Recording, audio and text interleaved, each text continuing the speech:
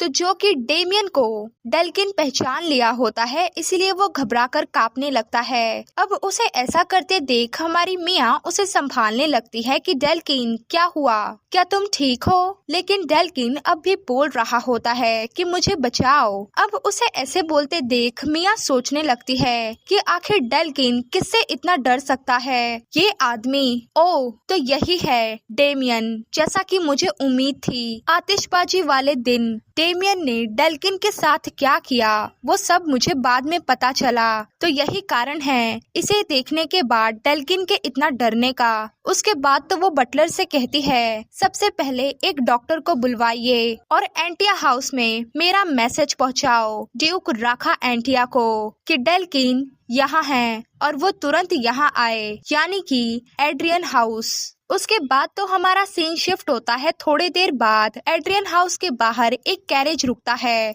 और राखा अंदर आने लगता है। सामने ही मिया होती है, जिसे देखते ही राखा पूछता है, जुड़वा बच्चे कहाँ हैं? मिया कहती है, वे दूसरे कमरे में आराम कर रहे हैं। राखा, जो कि अपने नाइट्स के साथ आया होता है, वो कहता है, अच्छा तो ऐसी बात है। वैसे तुमने मुझे मैसेज में ये बताया कि डेमियन यहाँ था, तो क्या वो अब भी यही है? मिया कहती है, हाँ, जैसे ही वो जागेगा हम उससे बात करेंगे। राखा कहता है, मुझे डर है कि वो कोई बड़ा हंगामा न कर दे, इससे पहले कि हम नॉक्स को समझाने की कोशिश भी कर पाएं। मिया कहती है, इसीलिए तो हमें रीना की जरूरत है, वही डेमियन को ये करने से रोक सकती है। नाइट्स रूम की पहरेदारी में लग चुके होते हैं, जिसके अंदर डेमियन सो रहा होता है, या बोल सकते हैं कि वो बेहोश होता है। राखा पूछता है, रीना कब आएगी? मिया कहती है, वो 1 घंटे के भीतर यहाँ आने वाली थी, लेकिन लगता है कि वो देर कर रही है। इतने में मिया देखती है कि रीना वहाँ पर आ चुकी है, जो कि चौंकते हुए कहती है, मिस मिया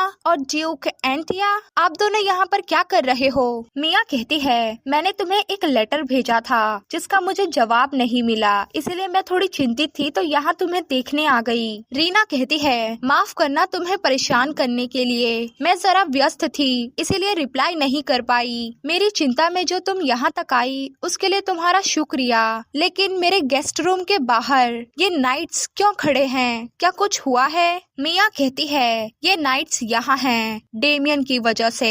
इतना सुनना ही था कि हमारी रीना एकदम चौंक जाती है कि क्या डेमियन? मिया कहती है, हाँ रीना, तुम्हें क्या लगता है कि क्या तुम डेमियन को मना सकती हो? उसके बाद क्या था? रीना पहुंच जाती है डेमियन के पास और उसके सर को सहलाते हुए सोच रही होती है कि क्लियरली तुमने थियो की जान ली है, लेकिन तुम मेरे छोटे भाई भी हो, जिसे मैं कब से ढूंढ रही थी और आज जाकर हकीकत में तुम्हें पाया है। अगर तुम कहीं खुशहाल जिंदगी जी रहे होते तो मैं पूरे दिल से तुमसे नफरत कर पाती, लेकिन तुम ऐसे बीमार क्यों निकले? इतने में डेमियन की भी आंखें खुल जाती है और वो कहता है, मैं कहाँ हूँ? रीना कहती है, बहुत टाइम बाद मिले डेमियन। डेमियन को भी सब कुछ याद आता है और वो मन ही मन सोचता है, मैं तो चुपके से यहाँ आ गया था क्योंकि मुझे रीना की फिक्र हो रही थी, लेकिन धत तेरी की, शायद मैं अचानक बेहोश हो गया था। मेरा सर अभी भी हल्का हल्का दर्द कर रहा है। इतने में रीना कहती है, डेमियन, मुझे तुमसे कुछ जरूरी बात करनी है नॉक्स के बारे में। ये सुनते ही डेमियन भी चौंक जाता है। उसके बाद तो हमारा सीन शिफ्ट होता है। थोड़ी देर बाद रीना कमरे से बाहर आती है। उसे देखते ही मिया उठते हुए कहती है, रीना कैसा रहा सब कुछ? क्या तुम्हें डेमियन से बात करने का मौका मिला? रीना हंसते हुए कहती है, हाँ, उसने कहा कि वो नॉक्स को समझाने की कोशिश करेगा। मिया राखा से कहती है, तुम्हें क्या सच में लगता है कि ये सब ठीक रहेगा? राखा कहता है, जब तक कि उसने पूरी तरह से अपना दिमाग नहीं खोया, मुझे नहीं लगता कि वो कोई बेहुदा हरकत करेगा। और इतने में रीना राखा से कहती है, और हाँ, उसने कहा कि वो आपसे कुछ बात करना चाहता है, योर हाइनेस। राखा चौंकते हुए कहता है, क्या मुझसे? रीना कहती है, हाँ, लेकिन क्या तुम प्लीज इस बात को सीक्रेट रख सकते हो कि मैं जानती हूँ कि वो मेरा भाई है, क्योंकि मुझे नहीं लगता कि अभी इस सच को सामने लाना ठीक रहेगा। राखा कहता है, ठीक है, जैसी तुम्हारी इच्छा, मैं उसे नहीं बताऊंगा कि तुम जानती हो कि वो तुम्हारा भाई है। रीना भी खुशी से कह देती है थैंक यू। उसके बाद तो वो डेमियन से बात करने के लिए रूम में चला जाता है और बाहर रीना कहती है डेमियन और ड्यूक ठीक होंगे है ना? मिया कहती है हाँ चिंता मत करो, वो ठीक ही होंगे। रीना सोचते हुए कहती है वेल मिया, तुम तो गॉड की बेटी हो है ना? तो क्या तुम्हारे पास उस राक्षस नॉक्स से निपटने का कोई और तरीका है? क्योंकि मुझे चिंता है कि डेमियन इन सब में खतरे में हो सकता है। ये सुनकर हमारी मिया एकदम चौंक जाती है और रीना अब भी बोले जा रही होती है कि अगर इस बारे में एम्परर को पता चल जाए कि नॉक्स कहाँ है तो, लेकिन मिया चिल्लाकर बोल पड़ती है कि नहीं, तुम्हें क्या लगता है कि अगर एम्परर को पता चल गया तो क्या वो डेमियन को अकेला छोड़ देगा? रीना कहती है तो फिर क्या तुम डेमियन को एम्परर से छुपा सकती हो? देखो मुझे पता है कि मैं स्वार्थी बन रही हूँ, लेकिन मैं अब किसी और को अपने पास से खोना नहीं चाहती। मैं ये सब तुमसे कह सकती हूँ क्योंकि तुम ही हो जिसने मुझे शुरू से ही बिना किसी भेदभाव के अपनाया। तुम हमेशा से ही मेरे साथ अच्छी थी। मिया कहती है असल में मुझे तुम्हें अपनी एक खास शक्ति जो कि दूसरों को ब्लेसिंग देने की एबिलिटी है उसके बारे में कुछ बताना है। उसके बाद तो हमारी मिया अपनी कहानी उसे बताती है, यानी कि वो कैसे ब्लेसिंग देगी तो खुद टपक जाएगी। मिया की सारी बात सुनने के बाद रीना जोर जोर से रोने लगती है कि मिया ये तुम्हारे लिए कितना मुश्किल रहा होगा। मुझे तो यकीन ही नहीं हो रहा कि अगर तुम किसी को ब्लेसिंग दोगी तो तुम मर जाओगी। मुझे इसका तो बिल्कुल भी अंदाजा ही नहीं था। बेचारी मिया ही रीना को गले लगाकर शांत करा रही होती है कि ओ कोई बात नहीं, सब ठीक है। इतने में वहाँ पर कोई कहता है मिया। मिया कहती है ओ राखा।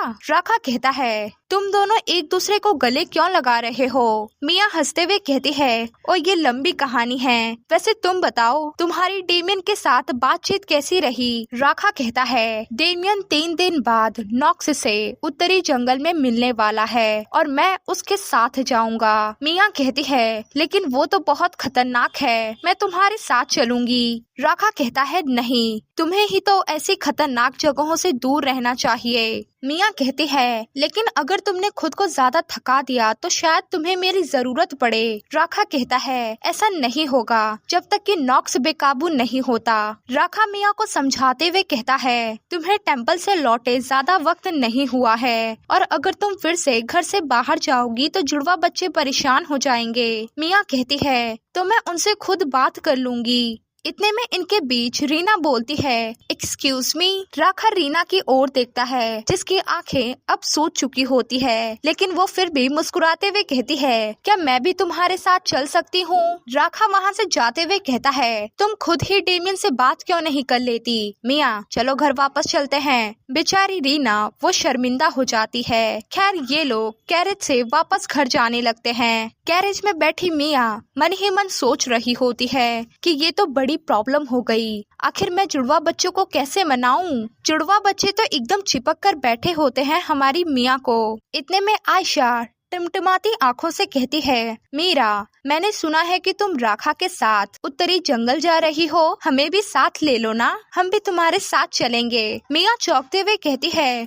तुम्हें ये किसने बताया? डेल्किन कहता है सॉरी भाभी, हमने दरवाजे के पार से आपकी सारी बातें सुन ली, तो हमें छोड़कर मत जाओ। मिया सोचती है तो ओ इन बच्चों ने सब कुछ सुन लिया था। मिया उन्हें समझाते हुए कहती है हमें एक जरूरी काम से निपटना है। तुम लोगों ने पिछली बार बहुत अच्छे से इंतजार किया था, तो इस बार भी कर लोगे ना? आयशा कहती है अगर तुम ये कह रही हो तो, लेकिन तुम्हें जल्दी वापस आना होगा। लेकिन इस बार डेल्किन चिल्लाते हुए कहता है नहीं, मुझे नहीं पता कि आयशा तुम क्या सोच रही हो, लेकिन मैं नहीं चाहता कि भाभी वहाँ जाएं। डेल्किन तो कांपने लगता है और जोर से चिल्लाते हुए कहता है कि अब जाकर मुझे समझ में आया असली खुशी क्या होती है। मैं वापस वैसे दिन जीना नहीं चाहता जैसे पहले थे उस उत्तरी जंगल में। इतने में राखा बोल पड़ता है कि डेल्किन बस बहुत हुआ, घर पहुंचने के बाद हम अलग से इस पर बात करेंगे। ये सुन डेल्किन शांत हो जाता है और हामी भर देता है। आयशा कहती है डेल्किन तुम बहुत ज्यादा चिंता करते हो, हम वापस से पहले जैसी स्थिति में कैसे जा सकते हैं? क्या ये सही नहीं है? मिया मन ही मन सोचती है। तो डेल्किन को पता है कि पिछले ड्यूक और डचेस एंटिया उत्तरी जंगल में हैं। उसके बाद तो हमारा सीन शिफ्ट होता है सीधा एम्परर के ऑफिस में, जहाँ पर एम्परर काम करते हुए सोच रहा होता है। कितनी अजीब बात है, रीना ने सिर्फ डेमियन नाम के कारण ही इतने ज्यादा आंसू बहाए। मैंने सोचा था कि वो उसके भाई का नाम हो सकता है, लेकिन उसके भाई का नाम तो डांटे एड्रियन है। उसके बाद तो वो कहता है, क्या तुम रीना और डेमियन के बीच जो रिश्ता है उसके बारे में पता नहीं लगा पाए? होली ऑर्डर का मेंबर यानी कि नाइट कहता है, नहीं, लेकिन हमें कुछ अनएक्सपेक्टेड जानकारी मिली है। एंटिया हाउस के नाइट्स एक लाल बालों वाले आदमी के पीछे पड़े थे, जिसकी आंख के जस्ट नीचे ही एक तिल था और उसका नाम था डेमियन। वैसे योर हाइनेस,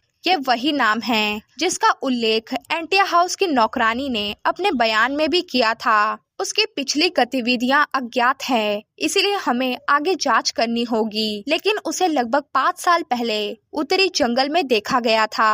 एम्परर किनेस मुस्कुराते हुए कहता है, ये कैसा इंतफाक है। साथ ही साथ वो सोचता है, 5 साल पहले ये वही समय था जब पिछले ड्यूक और डचेस एंटिया अचानक लापता हो गए थे। उसके बाद तो हमारा सीन शिफ्ट होता है अगले दिन सुबह एंटिया हाउस में। मिया चलते हुए सोच रही होती है कि हम घर पे देर रात को पहुँचे थे, इसलिए मैं थोड़ा सा ही आराम कर पाई हूँ, लेकिन बेहतर ये होगा कि मैं पहले जुड़वा बच्चों की जांच कर लूँ। इतने में वो चौंक जाती है क्योंकि सामने से मिकिया आ रहा होता है, जो कि कहता है, ऐसा लगता है जैसे मैं तुम्हें लगभग भूल ही गया था। मिया कहती है, मिकिया तुम यहाँ? मिकिया कहता है, बहुत दिनों से मुलाकात नहीं हुई। मिया, मैं यहाँ इसलिए आया हूँ क्योंकि मुझे तुमसे कुछ जरूरी बात पूछनी है। यहाँ इसे देखो, राखा ने मुझे बताया कि नॉक्स की कमजोरी प्रकाश है, यानी कि उजाला, मतलब लाइट। तो क्या तुम्हें याद है कि नॉक्स ने लाइट के इस मात्रा पर कोई रिएक्शन दिखाया था? मिया उसे घूरते हुए कहती है, उसने तो सबसे कमजोर रोशनी पे भी दर्द का एहसास किया था। मतलब फायरवर्क्स तो आसमान में हो रहा था और उसका इफेक्ट उस पे बहुत पड़ा, जो कि हल्का ही था। मिकिया मुस्कुराते हुए कहता है, शुक्र है, राखा ने मुझे एक दिन पहले ही बताया कि उसे इसकी जरूरत है, इसलिए मैं इतनी जल्दबाजी में ज्यादा चमकदार क्रिस्टल नहीं बना पाया।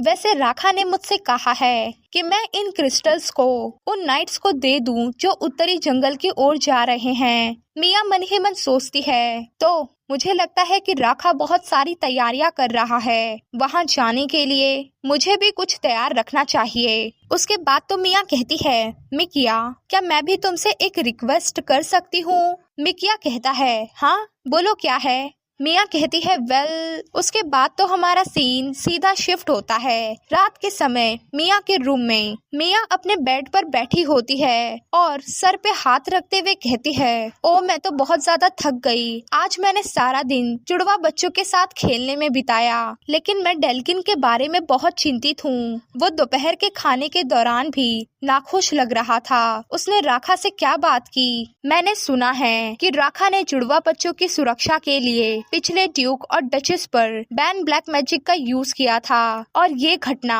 अब भी राखा और जुड़वा बच्चों के लिए एक दर्दनाक याद है। मैं इन लोगों को लेकर चिंतित होने के अलावा कुछ और नहीं कर सकती। बहुत देर हो चुकी है। मैं हैरान हूँ कि वो अब तक मेरे कमरे में क्यों नहीं आया। आखिर वो कहाँ रह गया है राखा?